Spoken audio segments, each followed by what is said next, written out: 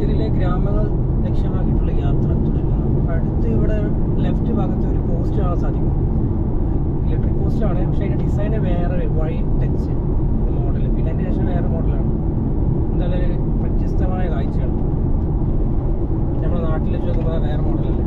അങ്ങനെ നമ്മുടെ ലക്ഷ്യസ്ഥാനത്തിലോട്ട് ലക്ഷ്യമാക്കി നമുക്ക് ഇനിയും 130 km/h വേഗതയിൽ ഇനിയും 40 കിലോമീറ്ററോളം സഞ്ചരിക്കാനുണ്ട്. അടുത്ത കിടിലൻ സ്പോട്ടുകളുണ്ട്. അടുത്ത് ഹാരി പോട്ടറിലെ വീട് പോലത്തെ വീടുകളുണ്ട്. ഇവിടെ വെടിക്കെട്ട് സ്പോട്ടുണ്ട്. 2 സൈഡിലായിട്ട് വീടുകൾ. അതേപോലെ തന്നെ ഈ സൈഡ് കണ്ടോ, ചെറിയ ചെറിയ പഴയ കാലത്തെ വീടുകളാണ്.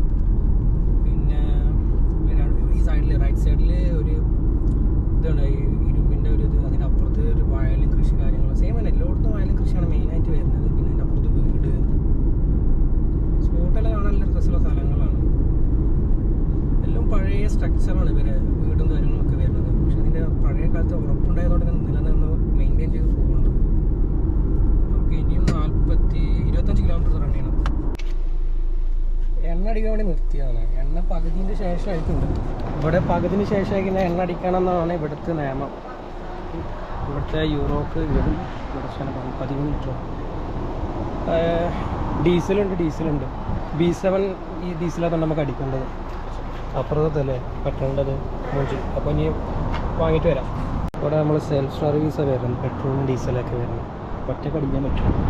ഇവിടെ പൈസ കൊടുത്ത് 2 ഓപ്ഷൻ ഉണ്ട്. ഇവിടെ നമ്മൾ സെൽഫ് ആണെങ്കിൽ 1.8 കൊടുത്താൽ മതി, അല്ലെങ്കിൽ 2 കൊടുക്കണം ചാർജ്.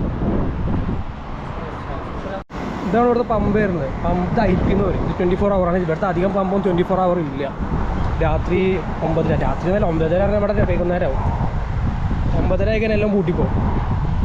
പിന്നെ അതുപോലെ തോളിലൊന്നും ഇവിടെ 9:30 ആയി കഴിഞ്ഞാൽ ഇവിടെ ആൾ പൈസ വാങ്ങണ്ടാവില്ല. പിന്നെ ഫുള്ള് കോയിൻസ് എടുക്കും. കോയിൻസ് ചില്ലറ അല്ലെങ്കിൽ മൂഞ്ചി അവിടെ നോട്ട് എടുക്കില്ല.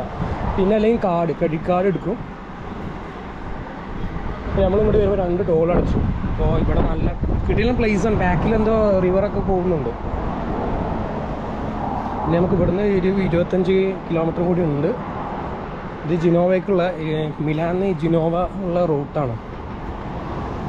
അപ്പോൾ സമ്മർ ആയതുകൊണ്ട് തന്നെ കുറേ ടൂറിസ്റ്റുകളൊക്കെ വന്ന് തുടങ്ങുന്നുണ്ട്. നമുക്കെന്തായാലും ബില്ല് വാങ്ങിക്കാൻ പോയിട്ട് ഗ്രാസി ഇതാണത്തെ ബില്ല്. 50 യൂറോക്ക് അടിച്ചു നമ്മൾ. ഡീസൽ B7 എന്നാണ് നമ്മൾ ഇതിൻ്റെ കോഡ് വരാം. കാണുന്നില്ല. ഡീസൽ B7 50 യൂറോക്ക് നമുക്ക് 25 ലിറ്റർ കിട്ടിയിട്ടുണ്ട്.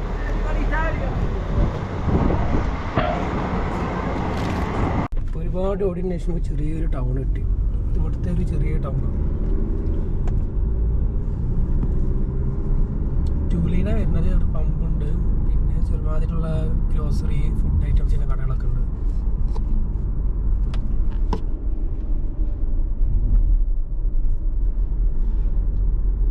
പിന്നെ ഇവിടെ സൈക്കിളുകാരും വീട് കാര്യങ്ങളൊക്കെ ഉണ്ട്. ഇവിടെ സൈഡിൽ മെയിനായിട്ട് സ്പീഡ് വരുന്നത് 50 ആണ്. 50.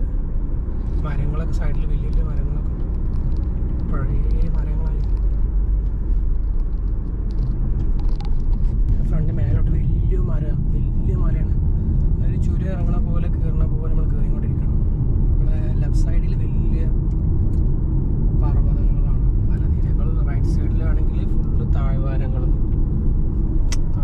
കാണുന്നുണ്ടോ? മല, താഴ്വാരം, കുന്ന്. മല, താഴ്വാരം, കുന്ന്.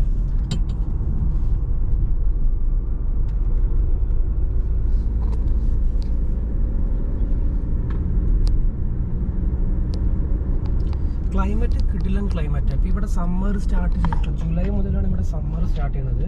നമ്മളെ ലെഫ്റ്റ് സൈഡിലായിട്ട് ട്രെയിനാണ്, ചെറിയൊരു ട്രെയിന് റെയിലും കാര്യങ്ങളൊക്കെ. അപ്പോൾ ട്രെയിൻ ഉണ്ടോയെന്ന് അറിയില്ല. അതിപ്പോൾ ക്രോസ് ചെയ്തപ്പോൾ കുറച്ച് മുന്നേ. പക്ഷെ അവിടെ സിഗ്നലും കാര്യങ്ങളൊന്നുമില്ല. ചിലപ്പോൾ വർക്കിംഗ് അല്ലായിരിക്കും. നമ്മൾ ഏതാണ് എത്താനായിരിക്കും. നമുക്കിനി 4 കിലോമീറ്റർ കൂടി ഉള്ളൂ ഈ റോഡ്.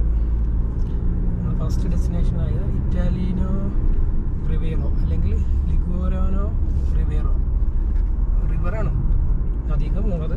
പോയി നോക്കാം, എന്തെങ്കിലുമൊക്കെ കാണുക. വരാം. വരുന്ന വഴി വണ്ടി നിർത്തി. കിടിലൻ പ്ലേസാണ്. അവിടെ ഫുള്ള് താഴ്വാരങ്ങൾ കാര്യങ്ങൾ മൊത്തം ഉണ്ടോ.